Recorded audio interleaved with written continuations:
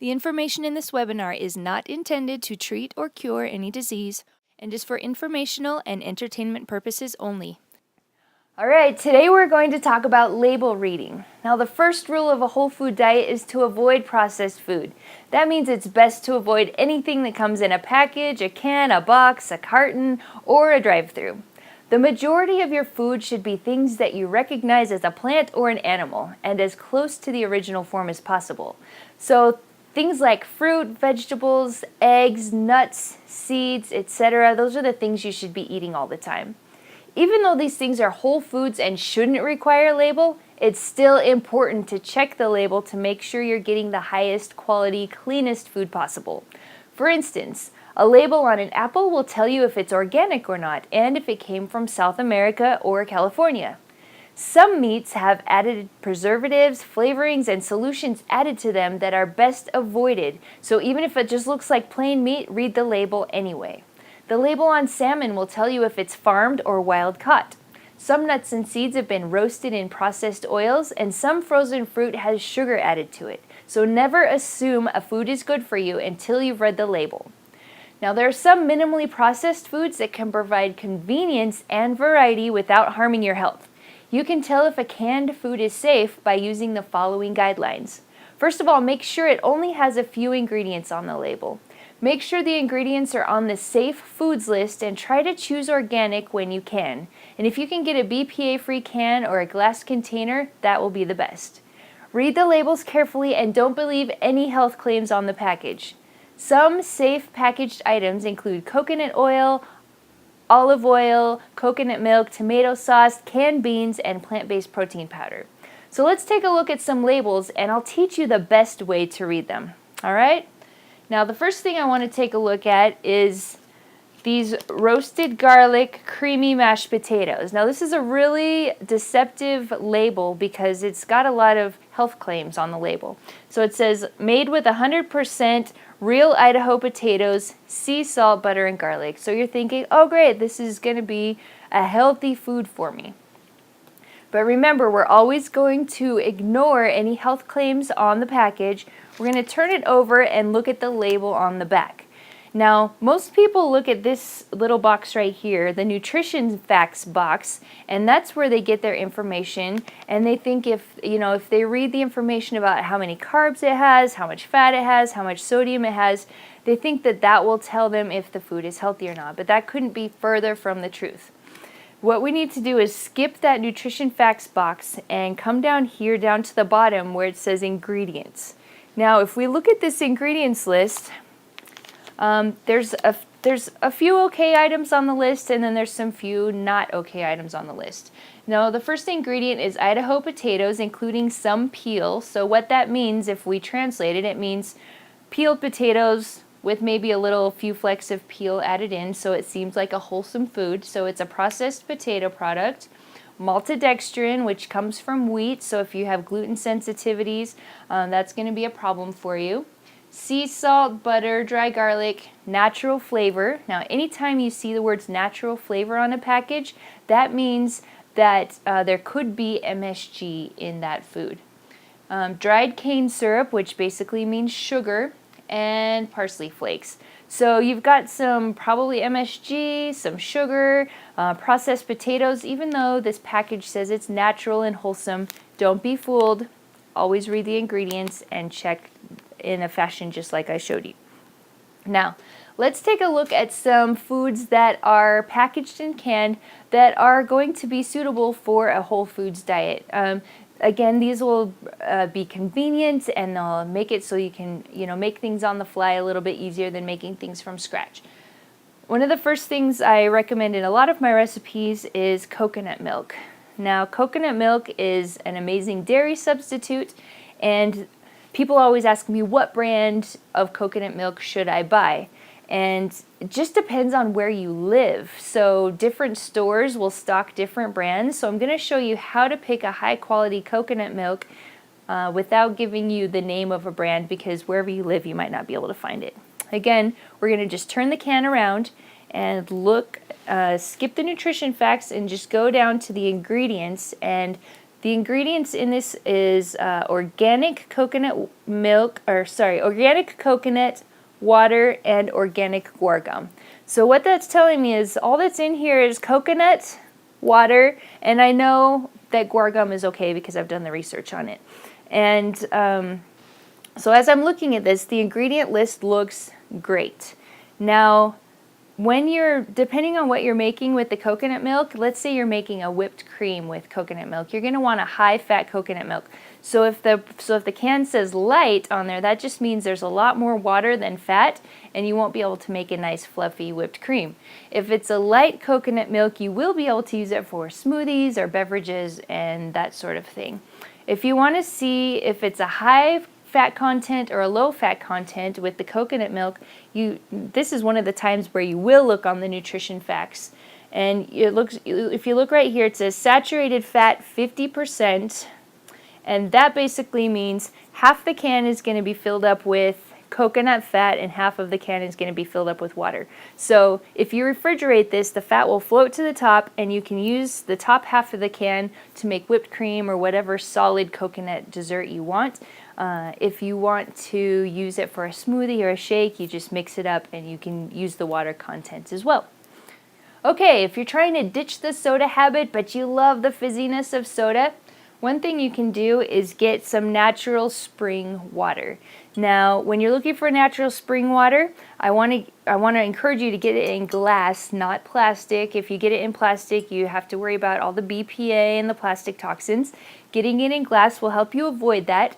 If you can get mineral water that is naturally carbonated, meaning it was carbonated as it came up out of the spring, that's better than if there's carbon dioxide added to it. But you just want to read the label and make sure on the back that there's nothing else added. No sugar, no flavorings, nothing like that. It's just plain sparkling water. All right, the next thing we're going to look at is sometimes you want to make a soup, but you don't have time to boil the bones or make the broth. And packaged vegetable broth is a really great way to make a quick, healthy, nutrient-dense, plant-based meal. Now, if we go here, again, skip the nutrition facts box, and if we just look at the ingredients on the label, the ingredients are water, carrots, onions, celery, tomatoes, leeks, mushrooms, garlic, sea salt, savory leaf, and ground bay leaf. And all this stuff is organic. So if we're looking at that, all of the things on the label, it's something I recognize as a plant or an animal. It's organic, and this is an awesome option if you want to make a quick soup. Obviously, making it from scratch yourself is going to be more nutrient dense, but if you're limited on time, this is a great option. Another thing you can use in your meal preparation is canned artichoke hearts. Again, look on the label and make sure there's nothing else in there that you don't want. Ingredients: artichoke hearts, water, salt, citric acid. All of those are on the approved list, and artichoke hearts are great. If you can get artichokes in glass instead of in metal, that's even better. All right, now when we're talking about peanut butter, you have several options. Normally, like Skippy peanut butter or Jif peanut butter, it's full of hydrogenated oil, sugar, and lots of other garbage that you don't want to be eating. So if you want peanut butter, make sure it's organic, and make sure the only thing on the label is peanuts and salt. That's it. There's nothing else in there. And if you can get the kind of peanut butter that has the oil on top, that means that they haven't added anything else in there to keep it homogenized, and this is going to be much better for you. Now, even one more step up from peanut butter, as many people have sensitivities to peanuts and peanut products, if you can get an almond butter or a different sort of nut butter, that will be an even better step up from processed peanut butter. If you get your peanut butter in glass instead of plastic, that will be even better. Remember, peanut butter has all that oil in it, and oil is a solvent. So when you put a solvent with plastic, that dissolves lots of the plastic toxins into the food. So just make sure you're getting glass instead of plastic packaging if it's possible.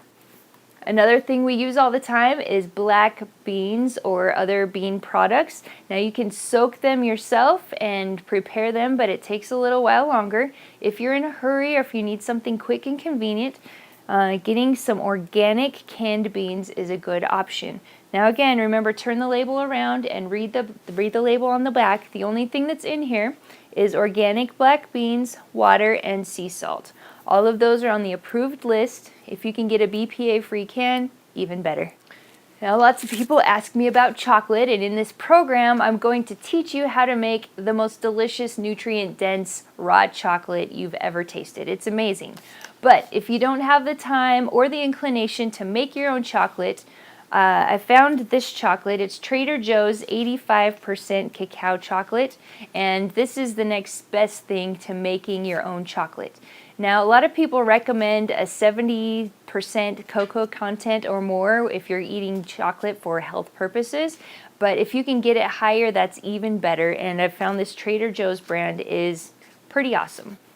Another thing that's used quite a bit, especially if you can't afford fresh fish or you're in an area that you just don't have access to fresh fish, is canned salmon.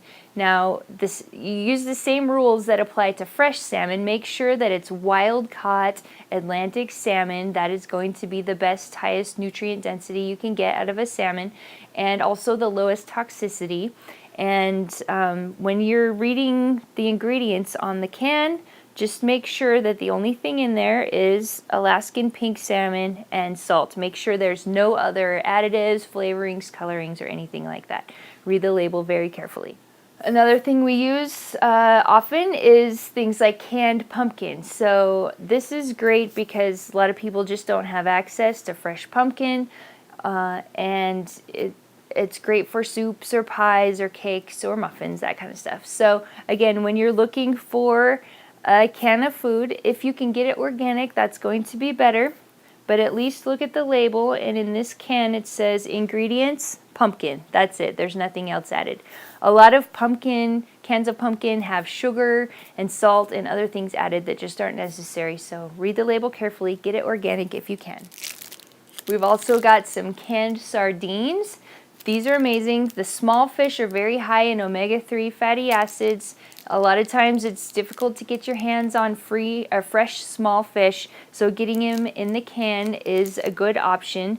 These are packed in spring water, which is a good option. A lot of times they're packed in maybe canola oil or different kinds of vegetable oils. Make sure you avoid those because remember, the processed vegetable oils are on the don't eat list. So just carefully read the ingredients, and on this label it says sardines and spring water, and that's all that's in there, which is a good label. All right, we've got a couple more things here. Here's some almond butter. Remember when we reviewed the nut butters? There's some almond butter. It's in a glass jar, and again, if you can get it raw, which means it hasn't been roasted and salted, that's even better. Organic is even better. So remember your spectrum of healthy eating. Get the highest quality thing you can possibly get that you have access to.